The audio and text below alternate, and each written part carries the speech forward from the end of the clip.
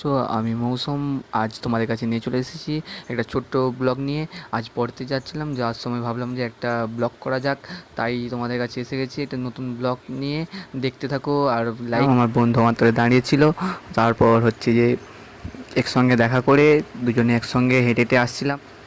দুজনে দাঁড়িয়েছিলাম, দেখতে দাঁড়াতে দাঁড়াতে দেখি না বাসটা চলে এলো, দুজনে উঠে পড়লাম বাসে। বাসে উঠে দুজনে বসলাম। বাসটা দেখি না হচ্ছে যে পুরোটাই ফাঁকা, তাই তাড়াতাড়ি আমরা সিটও পেয়ে গেলাম, সিটে দুজনে বসে পড়লাম।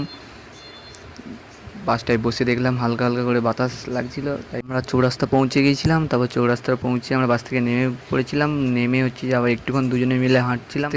বন্ধু তো দেখে না, যেয়ে তার সঙ্গে কথা বলছিল ফোন নিয়ে। আর আমি কি করব বলে আমি বলি তোমাদেরকে একটা হচ্ছে সারপ্রাইজ দেওয়া যাক। পৌঁছে গেলাম আমার পড়ার জায়গায়। Tata bye bye. আবার যেমন নতুন একটা ব্লগ আসতে চলেছে, বেশি করে লাইক কমেন্ট শেয়ার করো।